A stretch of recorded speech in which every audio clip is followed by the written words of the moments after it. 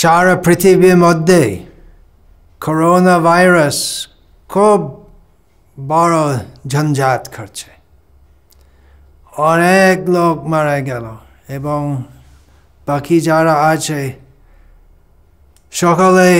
প্রায় সকলে আতঙ্ক পায় করোনা থেকে। কেউ যদি করোনা থেকে মুক্তি লাভের উপায় সৃষ্টি করতে পারবে, ভ্যাকসিন যা কিছু হবে, তো সেই ব্যক্তি তো সকল মানুষ জাতির জন্য খুব বড় কাজ করবে, সেটা শ্রেষ্ঠ অবদান হবে।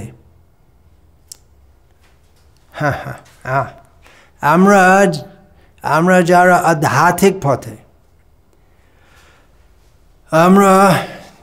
আধ্যাত্মিক পথে, পথিক আছি, আমাদের বিচার আলাদা আছে। আমাদের বিচার এইভাবে আছে যে শ্রেষ্ঠ অবদান হচ্ছে সকল মানুষের জন্য সব রকম ক্লেশ কষ্ট থেকে মুক্তি দান করা, সেইটাই সবচেয়ে বড় প্রদান। সকল ঝঞ্ঝাট ঝামেলা কষ্ট ক্লেশ বিপদ বিপত্তি ইত্যাদি সকলের কারণ হচ্ছে কৃষ্ণ বিস্মৃতি। সেই সকল এক শব্দে দুঃখ বলে। দুঃখের কারণ কি? আমরা কেন করোনা পাই আর অনেক রকম কষ্ট পাই? এর কারণ কি? কারণ আছে কৃষ্ণ ভুলি সেই জীব অনাদি বাহিমুখ, অতএব মায়া তারে দেয়া সংসার দুঃখ হয় কারণ আমরা পরমানন্দ মূর্তি অখিল রসামৃত সিন্ধু অখিল রসামৃত মূর্তি শ্রীকৃষ্ণকে ভুল করে এই জড় জগতে আসিয়াছি এবং এখানে আমরা ইন্দ্রিয় তৃপ্তির দ্বারা চেষ্টা করি সুখী হতে, কিন্তু আমাদের আসল ধর্ম, আমাদের আসল কর্তব্য, আমাদের আসল আনন্দের উৎস কৃষ্ণ ভক্তি, সেটা আমরা করি না। আমরা চেষ্টা করি কৃষ্ণের থেকে পৃথক থাকা দ্বারা সুখী হতে। সেটা আমাদের দোষ, সেটা আদি পাপ, তা থেকে দুঃখ হয় এবং দুঃখ অনেকভাবে প্রকট হয়। জন্ম মৃত্যু জরা ব্যাধি দুঃখ দোষানুদর্শনম। ভগবদ গীতায় শ্রীকৃষ্ণ বলেন যে মনীষীগণ, বুদ্ধিমান লোক দেখতে পায় যে এই জড় জগতে দুঃখ হয়, বিশেষ করে পুনর্জন্ম হয়, পুনরাপি জননম পুনরাপি মরণম, মৃত্যু হয়। জাতস্য হি ধ্রুব মৃত্যু ধ্রুবং জন্ম মৃতস্য চ।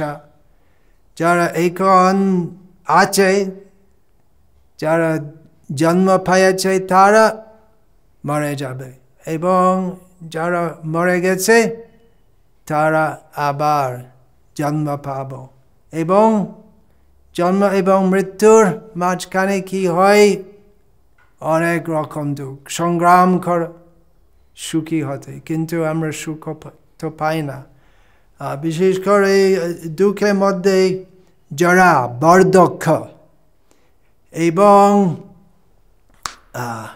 জন্ম মৃত্যু ব্যাধি, করোনা ভাইরাস কি ব্যাপার, কি রকম জিনিস, একটা রকম রোগ কেউ নাই জগতের মধ্যে যে বলতে পারে যে আমি কখনো রোগগ্রস্ত হলাম না। সকলেই জন্ম মৃত্যু জরা ব্যাধি গ্রস্ত থাকে। সেই জন্য আর যতই চেষ্টা করব না কেন তবু আমাদের দুঃখ ভোগ করতে হবে। আরো একটা বিশ্লেষণ আছে দুঃখে, ক্লেশ। 3 রকম ক্লেশ আছে, অনেক রকম আছে, কিন্তু 3 শ্রেণীতে বিশ্লেষিত হয়। আধ্যাত্মিক ক্লেশ, নিজের শরীর এবং মন থেকে আমরা ক্লেশ পাই। অনেক রকম ব্যথা হয়, রোগ হয় শরীরে, এবং মানসিক রোগও হয়। মানসিক রোগ, চিন্তা, ক্রোধ, এই সকলের দ্বারা আমরা আধ্যাত্মিক ক্লেশ পাই, মানসিক ক্লেশ। তারপর আধিভৌতিক ক্লেশ, অন্য প্রাণীরা আমাদের কষ্ট দেয়, যেমন মশা,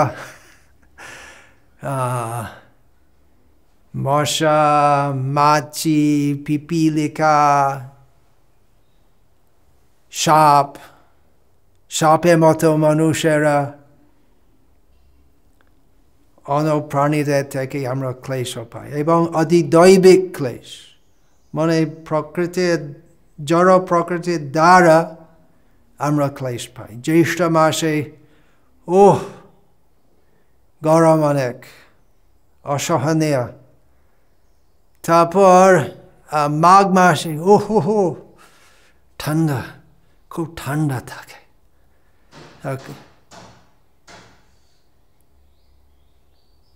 আওয়াজ আসছে, সেটা কি রকম? আধিভৌতিক ক্লেশ হয়তো। কেউ হাতুড়িতে কাম করছে নাকি জানে না। তো এই রেকর্ডিং এর জন্য একটা রকম ক্লেশ। দেখুন, যে কোনো সময় অকস্মাৎ অনেক রকম ক্লেশ কষ্ট আসতে পারে। তবু আমরা কথা বলবো, কারণ কথা তো গুরুত্বপূর্ণ, যা আমি বলছি। তো কখনো কখনো টাইফুন হয়, সুনামি হয়, সেই সকল প্রাকৃতিক অধিদৈবিক ক্লেশ বলে। তো করোনা হচ্ছে এক রকম ক্লেশ, এক রকম রোগ। তো কেউ যদি এক ভ্যাকসিন বানাতে পারবে না, অন্যভাবে মন্ত্রতন্ত্র দ্বারা যদি মানুষ জাতি করোনা মুক্ত থেকে বানাতে পারবে, সেই মানুষ ভালো কাজ করবে। যদি কেউ সক্ষম আছে সেটা করা। কিন্তু সকল মানুষ জাতি করোনা মুক্ত হলেও আবার অন্যরকম ক্লেশ হবে, অন্যরকম রোগ হবে, এবং পরিশেষে সকলের মৃত্যু হবে। পরিশেষে না, এই শরীরে শেষ হয়, কিন্তু আবার আমরা জন্ম পাই, আবার আমরা করোনা না অনেক রকম রোগগ্রস্ত হয়, বারবার আমরা ক্লেশ পাই।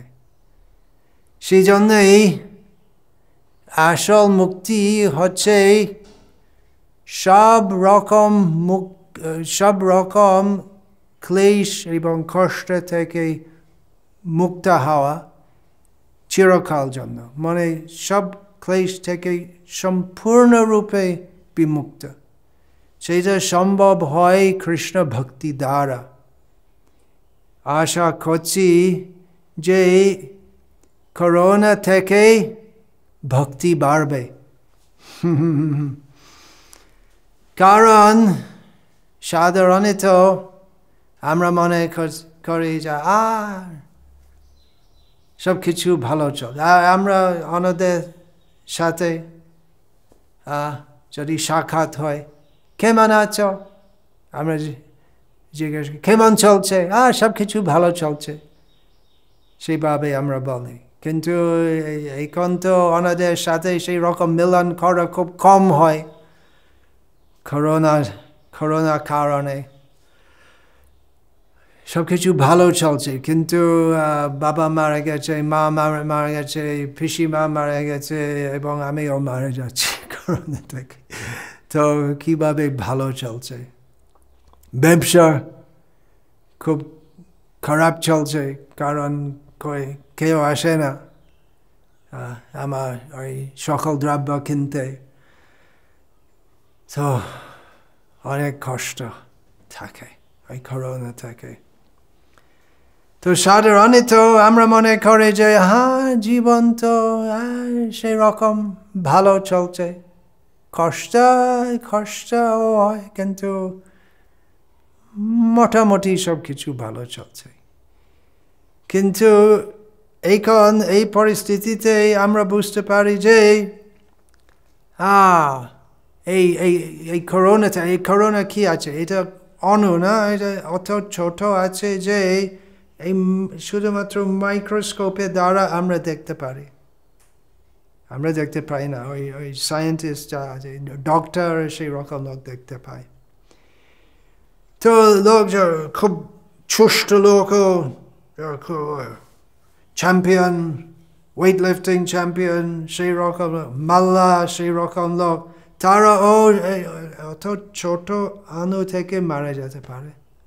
হ্যাঁ, তো কত বড় আমরা আছি, আমি বড়, আমি ভালো, আমার জন্য সব কিছু ভালো চলছে। একটা ছোট্টই অণু দ্বারা সব কিছু নষ্ট হতে পারে। তো সেই জন্য আমাদের বুঝতে হবে যে আমাদের জীবন ভগবানের হাতে আছে, আমরা স্বতন্ত্র নই, আমরা স্বতন্ত্র নই, আমরা পরাধীন। ভগবান হচ্ছেন নিয়ন্ত্রণ। আমরা যদি ভগবানের থেকে দূরে যাই, তো ভগবান তার কৃপায় আমাদের কষ্ট প্রদান করে, যাতে আমরা বুঝতে পারি যে হ্যাঁ, আসলে আমি ভগবানের পরাধীন। এবং মানুষ জাতি যদি সবাই একসাথে ভগবানের থেকে দূরে যায়, তো ভগবান তো সকলের জন্য একসাথে সেই রকম কষ্ট প্রদান করে, যাতে আমরা সকলেই বুঝতে পারি যে আমরা ভগবানের হাতে আছি। কিন্তু কি হচ্ছে, বেশিরভাগ লোক তো করোনা অবস্থায় ভগবানের উপরে নির্ভর করে না, ওই সায়েন্টিস্টের উপরে নির্ভর করে। ভ্যাকসিন কবে তৈরি হবে জিজ্ঞেস করছে। তো আমি কখন তৈরি হব ভগবানের সামনে যাওয়ার জন্য? সেইটার জন্য আমাদের নিজেকে প্রস্তুত করা উচিত। আমরা মারাই যাব, এই শরীরে পতন হবে, শরীর তো নশ্বরশীল। তো আজকে না কালকে না কিছুদিন পরে শরীর স্খলিত হবে অবশ্যই। তো তারপরে আমরা কি ভগবানের সামনে যাওয়ার জন্য আমরা তৈরি হব নাকি? সেই দিনের জন্য আমাদের নিজেকে প্রস্তুত করা উচিত। তো সেই জন্য আমার আশা আছে যে করোনা থেকে ভক্তি বাড়বে,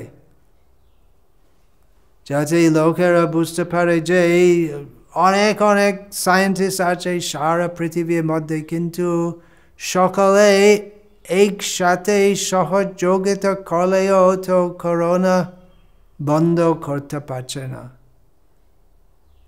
তো সকল সায়েন্টিস্টের উপরে, সকলের উপরে সবচেয়ে বড় সায়েন্টিস্ট আছে, সৃষ্টিকর্তা, পালনকর্তা, প্রলয়কর্তা ভগবান শ্রীকৃষ্ণ।